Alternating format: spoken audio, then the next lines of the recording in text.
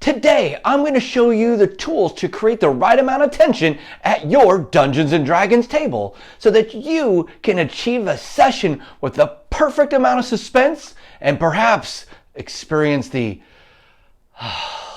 wow from your players at the end of your next session. That's all today on We Talk D&D. Let's go!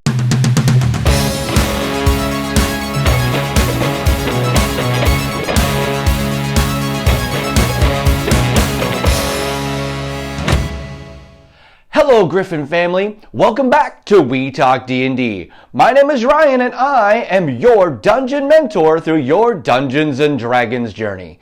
If you're looking for ideas to engage and inspire you as players and dungeon masters, be sure to hit the subscribe button so you don't miss a single part of our journey.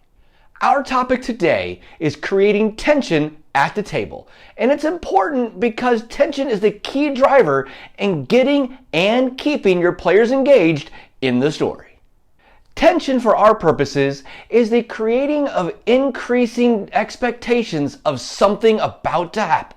We're going to look at the various tools at our disposal for creating this tension and some proactive tips on using them all.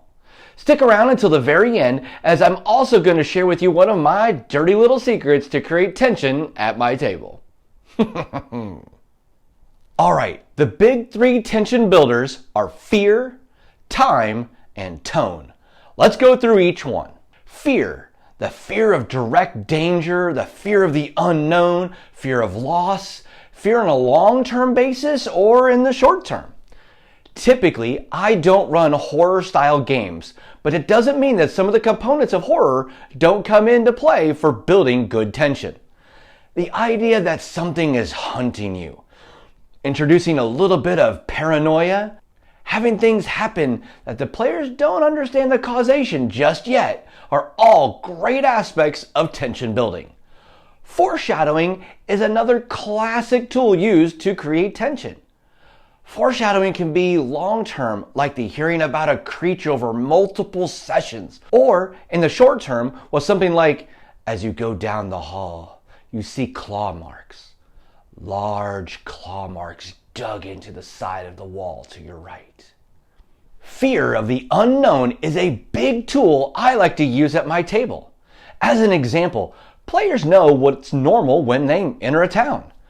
But if you tell them that it's midday, and there doesn't appear to be any people on the streets, and that feeling that something's wrong will hit them immediately and really begin to build the tension at the table. Practical ideas for adding fear/dread at the table. Things moving just outside their vision or sound for that matter. Examples like it's in the middle of a long rest, they're camping, and you hear just something out there. What is that? And they can roll perception checks. You're just not sure what it was. Maybe do a second time somewhere is a great way. Describing something looking or feeling unnatural. Telling a player, you stop and suddenly you feel a chill on the back of your neck. An unexpected snap, either the finger type or maybe a twig in the woods. Next up, time. Time is a finite resource. Message! Bonus points in the comments if you can tell me what movie that's from. You can use this for both their players and their characters. To use time to add tension, require the players to make decisions for their characters or have the time be a factor in mission success. Giving your players a set amount of time to complete a task adds the tension by making them think quickly and not overanalyze every decision. Another way to do this is to have multiple things that need to be accomplished in the same amount of time. This adds a sense that failure is a real possibility. Take it up a notch, use multiple choices where the reality is that they can't accomplish all of the challenges. Thus, something has to fail. They have to choose and choose quickly. Think Batman deciding between saving Commissioner Gordon or saving the lovely Rachel. All right, some more practical examples. Using diseases or curses that seem to have lingering and stacking effects. What's causing these effects? Will it get worse? Will it spread to the rest of the party? To create tension during combat, if you don't normally time your rounds, then you can tell them, when I come to you, you only have 5 seconds to tell me what you're going to do. Another option is to pressure them when it's their turn. What are you going to do? What are you doing? What is your character going to do? I need your call right now. What are you doing? Speaking rapidly like that also creates tension. Oh, quick side note. I don't recommend using all of these techniques all at the same time. Too much tension at one time or a high amount of tension for long periods of time will leave your players, frustrated. So don't do it all at once. A little bit goes a long way. Okay, last one. Tone. Tone for us is how you, the DM, present and deliver the narration and officiate the action. How you speak as the DM.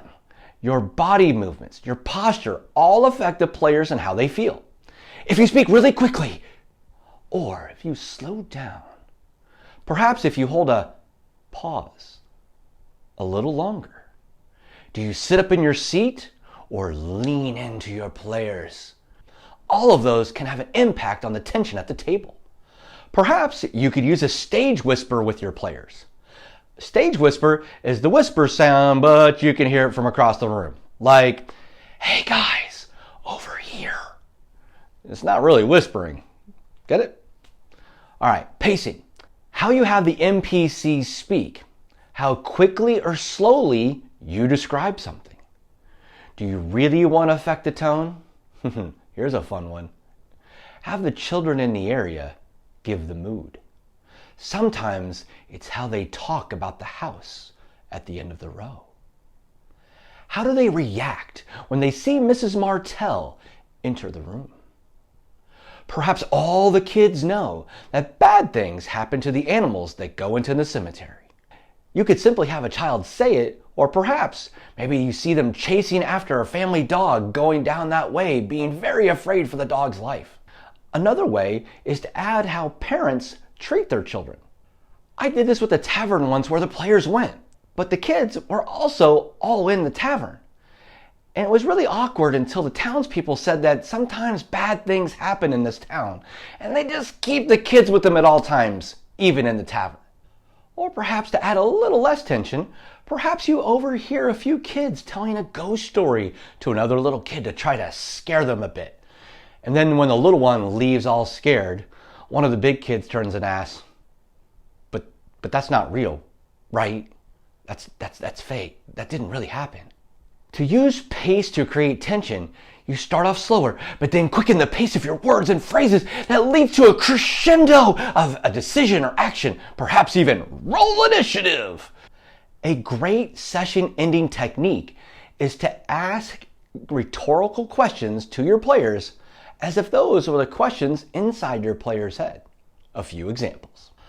What did the mayor really mean when he said he didn't really feel alive anymore? Was the NPC really telling the truth when they answered that? Was there anyone else in the room when that happened? Big tension builder from your tone is if you have a big moment. Instead of rolling the dice behind the DM screen, come around from that screen, go to an empty spot at the end of the table with the one die and look around the table and roll it in the open.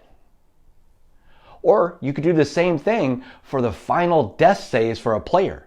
Have that player get up, go to the front with the one die and roll it in front of everyone. So what does tension mean for our games? It creates the memorable moments in our campaigns and in our sessions. Building the tension and releasing it at the next time is some next level DM work. All right, bonus time. My evil little trick. You want to mess with your players during a time of a little bit of tension that you've already built? Look up, look at them, then roll a die or two and just keep going. Or stop in the middle of something going on and pick a random player and have them roll a check. Hey, Scott, I need you to roll a survival check. acknowledge the result, and move on. No reason, just to mess with them. If you want to get more inspiration for your Dungeons & Dragons life, then watch this video next. It's all about what makes a map a good map to use at your table. Griffin family, love you, and as always, good luck out there.